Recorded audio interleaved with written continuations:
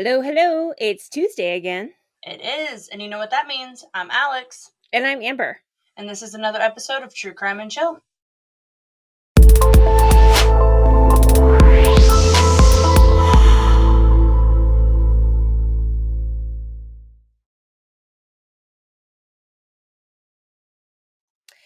Alex, has there ever been a historical happening or story that's always captured your attention?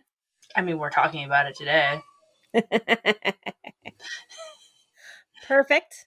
Mine has also always been the Titanic. I learned about it when I was 6 or 7. I got a book from the library about it, and the story has just fascinated me. And then when I was 14, they came out with that major motion picture, and I was the weirdo that went to the theater to see it twice, not because of Leo and Kate, but because I was so enthralled to see the story told fairly accurately on the big screen like that. So before I dig in, I know you know a lot about the Titanic. I also know you've been to one of the museums Oh that my they have. god. Yes. Also, Um, let's be real here. You totally were fangirling over Leo DiCaprio. Everybody was. Actually, I fangirled over him in Romeo and Juliet, which was before that. I And I would mean, later I was like, okay, yeah, no, he's gorgeous. But in reality, I went to go see it because of how historically yeah. accurate it was. There's really only one really big glaring mistake in the movie, but other than that, there's a lot of little things, including things that people are doing in the background that Yeah. have been proven to be historically accurate. Oh yeah. Yeah, no. James Cameron really I mean, for the amount of money that was put into this movie, it really doesn't surprise me that he really went for the historical accuracy. Yep.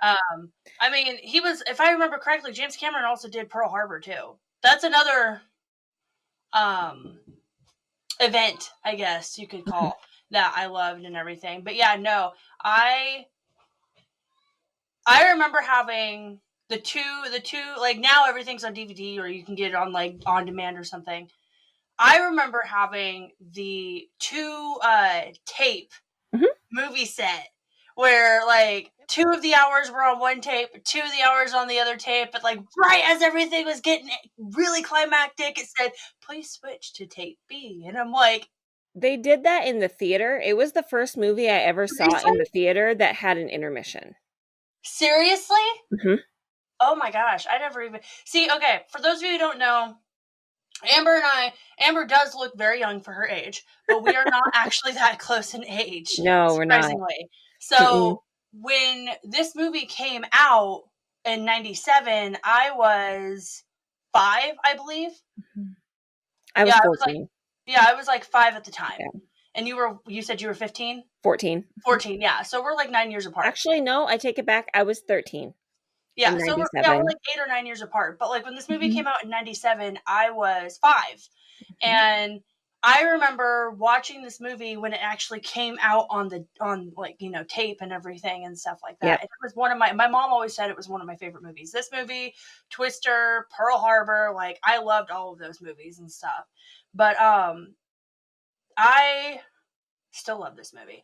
But Yeah, just so everyone knows, there if you have Disney Plus, there's actually a documentary where James Cameron, it's called Back to the Titanic, Mhm. where he talks about the stuff that they now know that they didn't know at the time that's wrong. But honestly, the biggest glaring thing that is incorrect in the movie, they did not lock third class passengers below deck. So just when we're talking about the crimes of the Titanic, I think it's really fair to let Yeah. you know I do not talk about that one because that is not true. I think that was more of a you know how they embellish things for certain movies and stuff. I think that was more of a Hollywood embellishment. Oh hey, we're really gonna dive deep into dig deep into this, make you feel and stuff Well, like they that. also thought that it could be the case. It's Yeah, not, but they thought it could be. So, yeah. But um, I live in Tennessee and actually in Pigeon Forge, which is about 4 hours away from Clarksville, where I'm currently staying, is one of the Titanic museums. yeah, Now there's there's one multiple. here in Pigeon Forge. There's Mhm, one in Las Vegas, I believe it is, which is the biggest one that there is.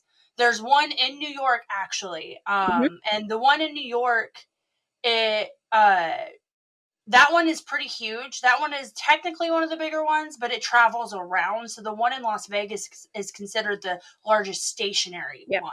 And And they have a huge piece of the actual wreck in there. And they I'm have, not yeah, they have wearing a it. huge piece of the wreck in Pigeon Forge as well. They have a huge piece of the wreck in Pigeon Forge, which was, Yep.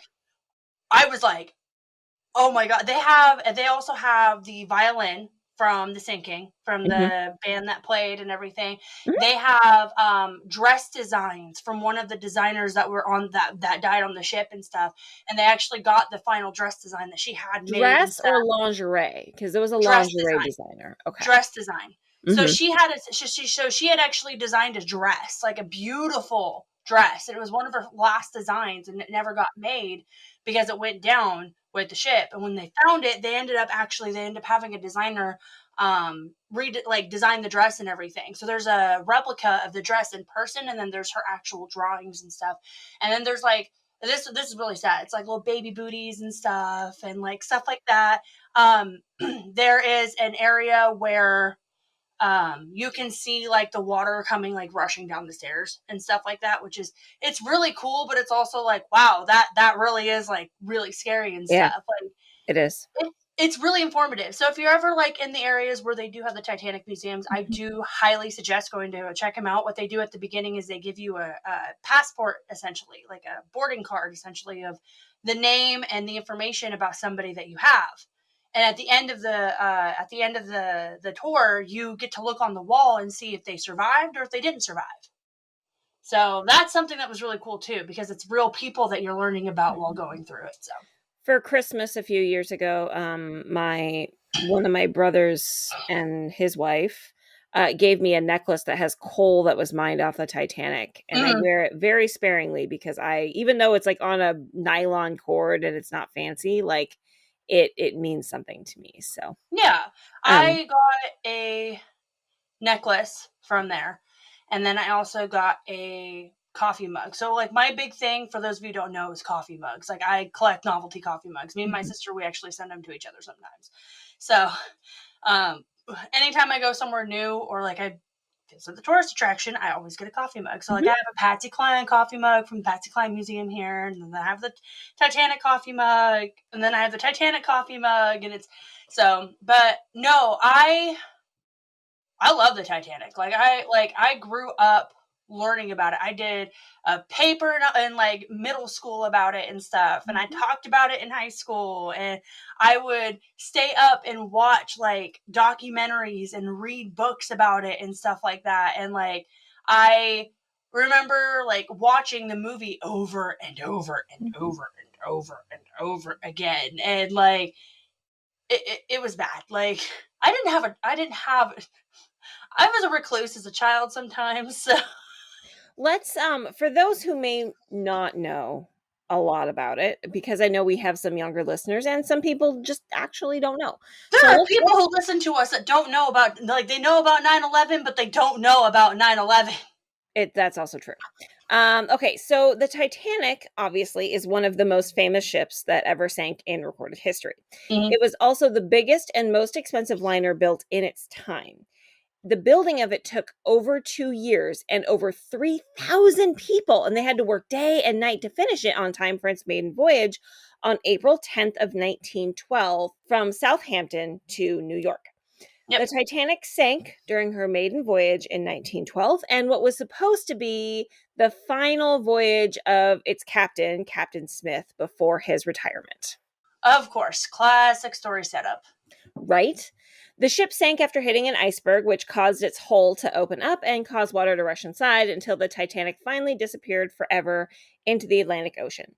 We all know about how terrible the Titanic disaster was, but what many don't know is how many crimes and injustices were made to get it to that point in the first place. So, not only that, but the sheer amount of coincidences that led to the final disaster is just uncanny. The Titanic's terrible sinking cost over 1,500 people their lives. And to this day, the Titanic is considered one of history's worst man made disasters. So let's again retouch on the basic story, the stuff everyone supposedly knows, the stuff the movie got right. Titanic has pressure to get to New York early, so they ignore the ice warnings and go full speed ahead across the Atlantic. As luck would have it, they do meet an iceberg and it scrapes along the side of the boat, supposedly on this unsinkable ship. The ship starts filling with water. There aren't enough lifeboats. People don't believe the ship is sinking. Meanwhile, the ship is clearly sinking. The ship starts asking for help and no one comes. The lifeboats are not full as they should be as they go out. And after about 2-ish hours, the ship sinks. People die, and people who made it to lifeboats are rescued the next morning and taken to New York on the Carpathia. Right? Right. Yeah. Jack and Rose didn't exist, but the story is very, very true, down to the ship breaking in half. But there are a lot of things that aren't often discussed that are important and the reason so many people died on that fateful night. But before we get into that, let's give you a basic disclaimer. Again, we are not historians or forensic investigators or archaeologists or anything of that sort. We're just fans of history and true crime just like you. If you don't like what we present or how we present it, the internet is vast and full of true crime goodness. However, we are open to corrections, politely. You can reach out to us on our website, truecrimeandchill.com, and fill out the contact form to let us know if any corrections that need to be made, or on our social media sites, and we will get back to you then. Yeah. That being said, on truecrimeandchill.com, you can also find all of our episodes, case notes, credits, and awesome swag for true crime fans like yourself. So now that we've done that, let's get into the nitty gritty about the very true and real crimes of the Titanic. Let's go. So let's start with the biggest and most glaring issue on the Titanic. There weren't enough lifeboats. Now, because this happened, today all ships are required to have enough lifeboats to accommodate every passenger on board. In 1912, that obviously wasn't the case. Not only that, but the Titanic was believed to be unsinkable. See, it not only had a second bottom to the ship, so if damage happened to the first one, there was a second one underneath, but it also had this new watertight technology, which was meant to lock water into the chambers so the ship could keep going, even if it took damage. However, the irony is that it could hold water in up to 4 rooms, and Titanic took damage in 5 or 6. It's hard to tell exactly how many, but it was more than they had prepared for. Yeah. So that made the front heavy, and it couldn't contain that much water and still stay operational. Yeah. Because of these things, though, people genuinely believed this ship was unsinkable. Therefore, they didn't feel as apt to make sure there were enough lifeboats. Also, when the ship did begin to sink, no one believed it was sinking. In fact, lots of people refused to put on their life jackets. I don't know if you've seen that meme that's going around the internet where they're like, oh, if Titanic sinking happened in 2020, it was like, I'm not putting on a life jacket. Right. I got so mad when I saw that because I was like, that's actually what happened. That legitimately happened because people did not believe the ship could sink, so they didn't believe it was sinking when it happened, right? Like, people were telling the valets to bring them drinks in their room instead. Yeah. It was ridiculous. They didn't want to put on the life jackets because they thought it clashed with their dinner outfit. Or it would wrinkle their clothes. Mm-hmm. Yeah. It's true. It's because God forbid your clothes are wrinkled, but you know you live. Right. Well, I mean. Anyway. The shortage of lifeboats was not due to the lack of space, as some have said. Titanic actually had been designed to accommodate up to 64 lifeboats. And it wasn't because of the cost either, because the price of an extra 32 lifeboats would have only been like $16,000, which was a tiny fraction of the $7.5 million that the company spent to build the Titanic. Yeah. So people weren't filling the lifeboats to capacity, and there weren't enough lifeboats. Now there's a couple different things, and some of it was addressed in the movie. First of all, they could have put lifeboats inside other lifeboats to like stack them, but it was very much an aesthetic thing. Yeah, this was very much the first case of, I'm going to keep the aesthetic even if it kills me. Like, a lot of people thought that after the Titanic sank, because you know that quote that's thrown around the movie, like, only God, not even God himself could sink this ship and everything. Like, people actually said things like that. Like, the people who built the ship actually said things like that. So people were like, well, this is God telling you, you're not winning this. You're wrong, sir. Yeah, they were literally saying, this ship is unsinkable by God. And people were like, you just jinxed yourself, dude. Like, this is like the definition of like karma. Well, especially with how many coincidences there are, not just with the lifeboats, but some of the stuff moving forward that we're about to talk about. So, ultimately, this ship was obviously not unsinkable. Also, there were a few little cost cuts that were taken on the building of the ship that haven't really been talked about a lot. But like the rivets were actually not made of as strong as, like, they weren't made from iron. They were made from an iron combination that was cheaper. They And basically so like they cut popped corners. easier when they hit the iceberg. They basically cut corners. Yeah, they did. Yeah, where it really was important for them not to. Yeah, right? Like you would think like that something this big carrying this many people. And this luxurious. Yeah. Yeah, you Mhm. wouldn't want to cut corners this badly. It's true. Like I'd understand if they were like, oh, okay, we're 5 lifeboats less than what we need, or like, like we use this like different metal instead of this metal, but they basically work the same. One just like costs less or whatever. But it's like it's kind of like how military vehicles are built nowadays. Okay, this it's like the lowest bidder was like, hey, this is how much you'll have to pay me, and they were like, sold. Yep. Basically, especially at the end when they just needed to get done. So, next, I want to talk about why they even hit the iceberg at all.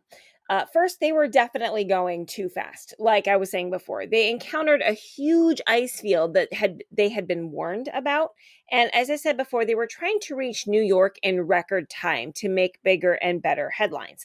If they reached their destination early, it would have been an even better PR boost for the ship and the company itself. Egos, ego boosts, egos. Well, it's business. Yeah, It's I know. business. That being said, there were some other incidents that created the ultimate disaster for the ship. First, the lookout crew didn't have binoculars. Story time. David Blair was a British merchant seaman with the White Star Line, which reassigned him from the RMS Titanic just before its maiden voyage. And I mean, like, literally the day of, like, reassigned him, right? Due to his hasty departure, he accidentally kept a key to his storage locker believed to contain the binoculars intended for use by the Crow's Nest lookout. They couldn't get another pair, or like, They didn't know it was missing. oh my god, you That's didn't just it. Like, they set sail and then realized that the key was missing. It was like, we'll deal with it when we get to New York. do like before sail. You would But again. that's just it. He was on the ship. They were getting ready to set sail and they reassigned him. And so he left the ship with the key. Right. I know. So they didn't have binoculars at the Crow's Nest, right? Which has kind of been touched on in the movie. Also, it was a super cold and clear night with no moon. And when conditions are like that, it causes this sort of mirage phenomenon with light refraction, and thermal inversion. So, have you ever been out driving where it's really hot and you can see what sort of looks like a mirage of water on the ground, like far away? Yeah. Yeah. It's like that, but the opposite with what happened here because it was so cold. The horizon is appears raised and it hides the splashes of water against the base of the iceberg that would have been their major warning of the ice. So instead, because they didn't have the binoculars, the optical illusion was created. They didn't see the iceberg until it was way too late. Also, interesting fact, if they had hit the iceberg head on, it's possible the Titanic would have survived. Instead, they tried to go around it. And of course, as anybody who knows anything about icebergs know, it's usually a lot more mass under the water. They're So, big booty Judies. bad choice. Bad choice. They're big booty Judies. Right. It's true. So, it's like this culmination of really interesting things happened to make it where they didn't have the binoculars, they couldn't see the iceberg, and had they just hit it straight on, it probably wouldn't have damaged the ship nearly as bad because they would have been able to keep going with the second bottom and everything. But But they probably weren't thinking about, like, they probably thought like, oh, this ship's good enough to like this ship could probably make it and everything. And I mean, hitting something dead on as compared to like hitting something from the side would scare anybody, Mhm. honestly. Like they probably were like, oh my god, we can't. And then they made a decision at the last second, and unfortunately, like if they had started turning even like maybe 3 minutes prior to when they actually started turning, they probably could have made it. But again, egos were big here. Yep. Very big. Egos were very big here. Yep. Nope, absolutely. So really, this alone, the ship didn't have to even sink in the first place. Because again, had they hit it head on, they had the watertight doors, they had the second bottom. However, they tried to veer around it and just keep going, and instead, disaster ensued. Yeah. So, but also, there's another thing that happened that actually could have saved thousands, well, at least 1,000 lives. So I want to talk about the ship that was actually close enough to save so many of the people who died in the water that night. So let me sort of reverse back a little bit, because the lifeboats did save a fair amount of people, okay? But lots of people ended up in the water, and all but one that made it into the water died. Yeah, because they took forever to get to them. Right. But here's the thing. The one person that survived, do you know how and why he says he survived? I do, but I want you to tell everybody Okay. else. So it's a baker. He was a baker on the ship, and he was drinking whiskey. Excessive amounts of whiskey. Because of that, he says he didn't feel the cold, and he survived when the lifeboats were like one of the lifeboats cleared out and reversed back to come get people. Okay. So he survived that night because of that. Everybody else who was in the water died. Yeah. Period. End of story. Babies, So, women, so if children. you're on a ship that's sinking, drink a lot of whiskey. Unless you're like in the Bahamas, in which case the water should be warm enough, you'll be fine. This water was negative 2.2 degrees Celsius. Yeah, It no, was it cold, was freezing. And literally what's below good, freezing. what's well, it's not funny, but like what's interesting is when James Cameron was doing the water scene Hmm. with everybody, he obviously didn't make the water that cold, but he definitely did make it cold enough to where like the actors in between takes were like bundled up with like Hmm. heat blankets and all this other Because the stuff. shivering had to be real. Yep, Yes. freezing their buns off and everything. And I But just like the breath was actually digitally enhanced. It yeah, wasn't. but Yeah. he was like I wanted them to kind of feel like what it would be like in the water because I wanted it to look natural. I didn't want them to like oh my goodness I'm so cold and everything because he's like it was a lot colder then. Um. So even all those people ended up in the water, right? And one of the lifeboats came back to see if there were any survivors. By the time they got there, only one person was alive. Yeah. Okay. However, many of the survivors who were on the lifeboats reported seeing the lights of a ship not too far off in the distance from where the tragedy took place. On the night Titanic sank, the nearest ship to her was the SS Californian, a steamship of the British Leyland Line. However, even though she was really close and the distress signals Titanic raised, the Californian didn't do anything. So it's been Mhm. this huge mystery. It's resulted in a number of conspiracy theories, including insurance fraud. However, here's the thing. The SS Californian had warned the Titanic about the pack ice in the area, right? The Californian itself stopped for the night because it was so dangerous and told its radio operator to go to sleep. So there was nobody there to get the distress calls. A couple of the crew members did say they saw the emergency flares, but they thought because they realized it was Titanic, they were like, oh, that's the Titanic. It's this extravagant ship. It must just be fireworks. Oh, they're And ignored them and partying. went to bed. They're partying. Right. So the inquiries at the end concluded that the Californian had only been, get this, 6 miles to the north of Titanic, and it could have reached Titanic before it even sank. Instead, they were like, "Oh no, we've done everything we can do. Everybody go to bed." Because this was like 1:32 in the morning, right? Yeah, it sank Most at like people are asleep. 2:20 a.m. It sunk officially. Like it was all of it was Mhm. underwater at 2:20 a.m. So it took less than 3 hours to sink. The entire thing, which this thing was the size of like 4 football fields.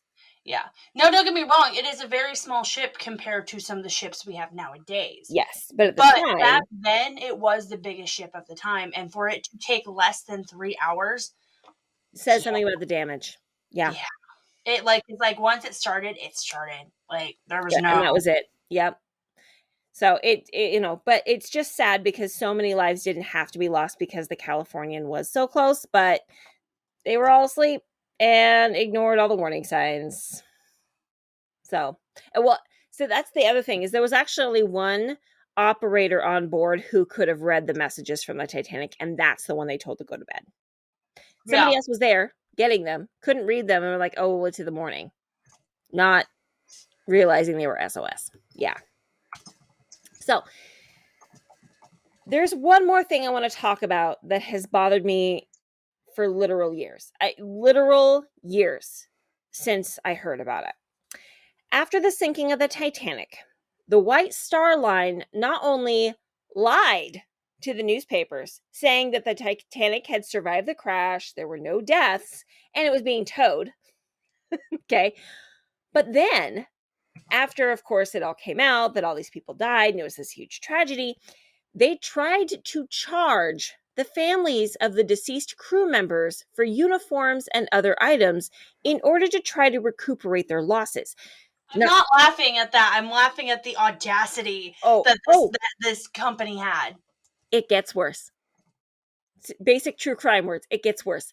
Not only did they try to do that, but they tried to charge these sums of money in order for families to be reunited with their deceased family members. They were like, "Hey, we got the body of your son, and if you want it, you got to pay for all these things that we gave him that he lost because the ship sank." And if you don't believe me, you can Google it. There are copies of the letters on the Yeah. internet. I will even put And one on we'll have them. Yeah, truecrimeandchill.com. we'll have them on our website and everything. And I'm just, oh, It's obnoxious. I am laughing because the audacity of Yeah, this play. Like, if nothing else, that alone is a crime, right? There's also another great documentary out there, and I'll have to find the name of it, but it actually talks about the guy who was the coroner that had to work to identify all the bodies. God, could you imagine that though? It was one guy in this small little town, and they were like, "So here's the deal: we're gonna start bringing in all these bodies, and it's your job to handle them." Like, could you imagine that though? Like, because it's like they didn't even find all of the bodies. No, they didn't. No. Like there was a whole bunch of bodies that actually like went down with the ship. There was a whole bunch of people that went down with the ship. But could you imagine like the bodies that like the amount of identifications you had to make by yourself with no other help? Mm-hmm. Yeah, they had to take pictures and then like they sort of recovered some of the things like some piece like because some people had their wallets and stuff on them so they were able to kind of identify or say based on these pieces do these items look familiar because if so we have the Yeah. body that goes with them like it was things like that. It's there was a whole documentary about it and they even actually show some of the pictures that he took of the bodies in their coffins. It's really interesting.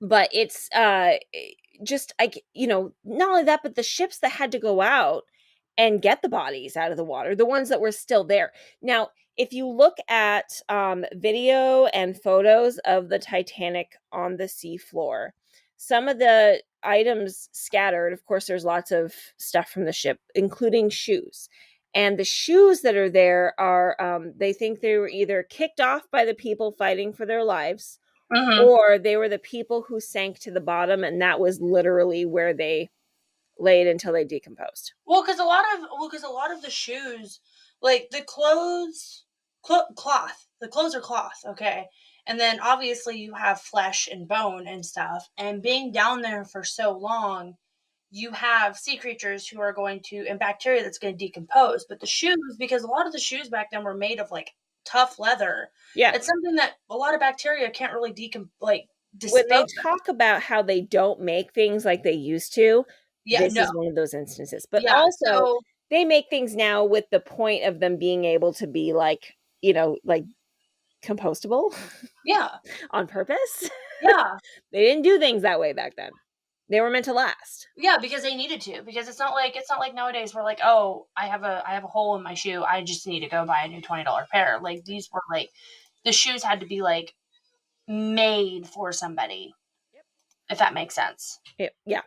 especially considering, you had some of the richest people in the world on board this ship. Yeah, you had John Jacob Astor, who literally was one of the richest men, who Mhm. was the richest man on that ship. And he was on there. That's something that the movie got right too. Is he was on there with his Mistress. pregnant mistress at the time, who was Mhm. like 19, I think, like 19 or Mhm. 20. Like she was the same age as one of his kids, and, which is really weird. But Still okay, happens today, though. That's the thing. yeah, like okay, yo, like she was his mistress. Like she started out as his. Sorry, she started out as his mistress, and then they actually got married the year before the Titanic sank. So, but she started out as his mistress. Like him and his wife divorced in like 1910, and then him and Madeline got married in like 1911, and everybody was like, Oh yeah, scandal. Of course, right. it's always So that he way was with. on there, and he was on there, and he was the richest man on there. There's And also a he scene died. yeah, and he died. And then there's also a scene in the movie where, everybody knows it because it's really sad. And then the old couple just like holding each other as the water's like flooding into their room. That was the owner of Macy's, and that was based off the owner of Macy's and his wife. Because they both died on that ship Yeah, together. She refused. She had a spot in a lifeboat, and she she refused to leave refused him. to leave him. Yep, yep. Which They were old. They lived their lives together, so they were going to die together. which is really sad. And But let me if the tell you, Californian had come to their rescue, they wouldn't have had to die. yeah, Just saying.